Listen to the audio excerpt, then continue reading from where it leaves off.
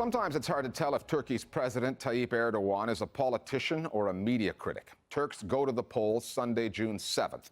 President Erdogan, who used to be prime minister, wants the AK party to win enough seats in parliament to change Turkey's constitution and secure a new role for the presidency, which is currently a largely ceremonial position. In fact, Erdogan's name isn't even on the ballot in this election, but there is no more prominent figure in the campaign.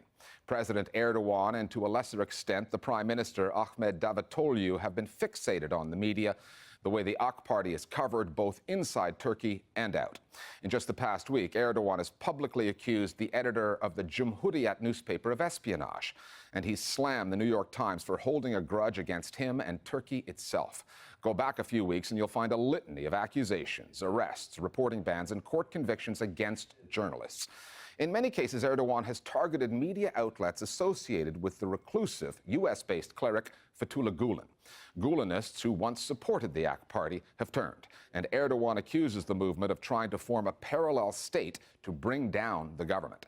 There's a lot on the line in this election, including the future, at least in the short term, of Turkish journalism. Our starting point this week is Istanbul.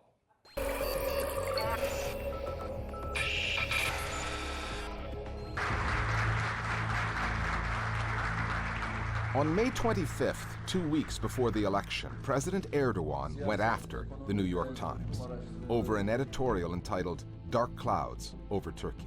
He said the paper was meddling in Turkey's affairs when it referred to Erdogan's brute manipulation of the political process, his long history of intimidating and co-opting the Turkish media, and how the president is increasingly hostile to truth-telling. Turkey has more than 70 national television channels, almost 40 national newspapers, and over the years, President Erdogan has taken issue with many of them. But on this occasion, New York Times, when he said the Times had overstepped the limits of freedom, he chose a more distant target, a strategic one. Erdogan's strategy is to create enemies. He's using enmity towards the United States via the New York Times to create the feeling of a leader standing up to the world.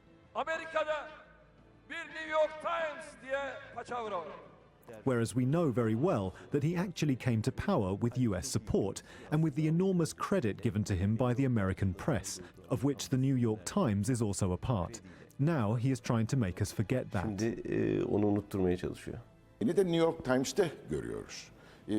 The New York Times went too far by describing Erdogan as a dictator or intending to be one. I think this is a premeditated campaign against the government. In the US and in other countries, there are media groups cooperating with a parallel state in Turkey.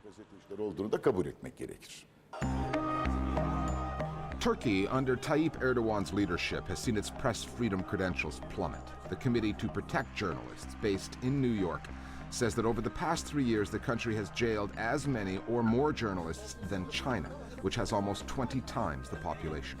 The government has been so heavy-handed with media outlets that self-censorship is rife, to the extent that when the Gezi Park protests erupted in 2013, many of those outlets did their best to avoid covering the story, at least initially, until protesters shamed them into doing their jobs.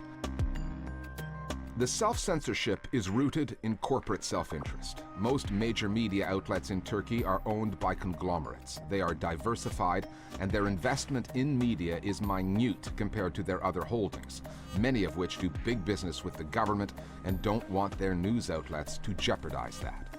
One of those conglomerates, Doğan Holdings, owns Cumhuriyet. When the paper reported that former Egyptian President Mohamed Morsi had been sentenced to death, the headline referred to Morsi once winning 52% of the popular vote, the same figure Erdogan polled in 2014. The picture did not feature Morsi, it was Erdogan's.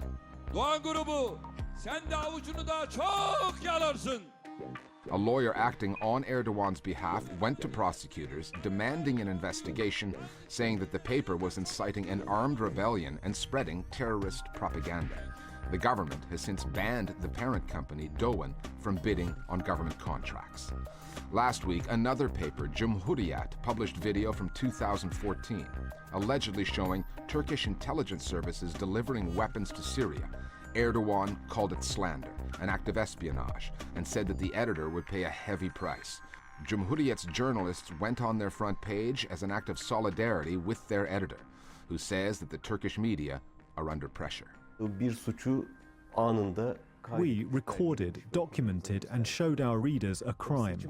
Because they were caught in the act just before an election, Erdogan got into a panic and made these accusations, raising the intensity of criticism and pressure that he levels at the media. We're talking about a government that is increasingly becoming an authoritarian regime, and so these elections are becoming a life and death struggle. If they lose this election, they will be called to account for a great many things. In Turkey, the press is very free in all areas as far as we are concerned, unless there is extreme defamation which exceeds the limits of criticism. Turkey is a very open society, and there are newspapers and television channels with different orientations. Turkey is not a place where someone is immediately prosecuted for criticizing the president. However, if there are those who go beyond criticism and engage in defamation, he can bring a case against them. And the government has other ways. In 2009, when Cumhuriyet's owners, Doğan Holdings, fell out with Erdogan, they were suddenly hit with a $1 billion fine for back taxes. These days, the government's big fight is with media groups associated with the Islamic cleric Fethullah Gulen, whose religious and social movement runs schools and universities in Turkey and elsewhere. Like Doğan Holdings, the Gulen movement initially backed Erdogan. Newsrooms affiliated with Gulen helped get the AK party elected before they fell out and those media outlets grew critical. These days, the government calls Gulenists the parallel state. And in December, police raided newsrooms linked to Gulen and arrested more than 24 journalists. Fethullah Gulen himself is abroad, but the organization he leads possesses press and broadcast institutions, newspapers and television channels. And they very openly report news against the government. Türkmenler meselesi bu. Herhalde yani insan beyinsiz, geri zekalı, aptal olması lazım buna inanması için. Before an election, they report news in a manner that very strongly supports the opposition. They are also being investigated by the judiciary. We, the administration, believe it is important to leave this to the judiciary. First of all, the Gulenists is not a term that we accept. The affiliation of the media group, Zaman, Today Zaman and others, there is no such an affiliation. Mr. Gulen is an inspiring leader. Zaman Group and Samanyolu and also Cihan News Agency may be taking some inspirations from Gülen's ideas to establish these institutions, but in terms of ownership and in terms of editorial policy, Gulen has no impact on any of these outlets. However, when Gulenist news outlets, which deny that they're Gulenist, feel the wrath of the Erdogan government, which denies it's interfering with the judicial process, the Gulenists tend to forget one important piece of context, which is difficult to deny. If Gulenist media are in Erdogan's sights, it's partly because these are media that he himself nourished and raised, and which he now accuses of treachery. The AK party and the Gulen movement ran the country together for years. Then there was a conflict of interests.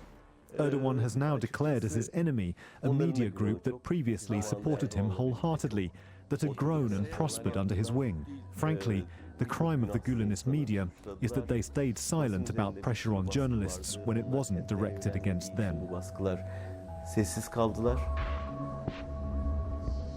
It is against that media landscape that Turks cast their ballots this weekend, an outright war between former allies, a tangled web of corporate interests that compromises the news organizations trying to report on politics, and a president accused, both at home and abroad, of growing more and more authoritarian.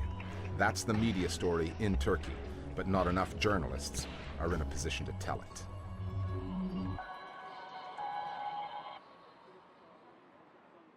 On the download this week, our viewers on the coverage of the Turkish election. When Recep Tayyip Erdogan first campaigned for the Justice and Development Party, the AKP, in 2002, he very much reached out to the media to get out his message.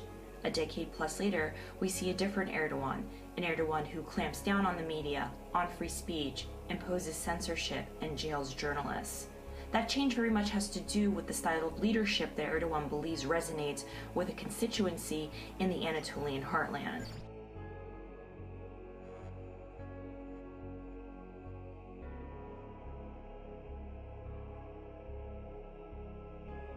Türkiye'de hükümetin verdiği reflekslere bakarsak daha şuursuz, daha kontrolsüz olduğunu görebiliriz. Son dönemde özellikle Can Dündar'ın Cumhurbaşkanı'yla bir resleşmesi oldu.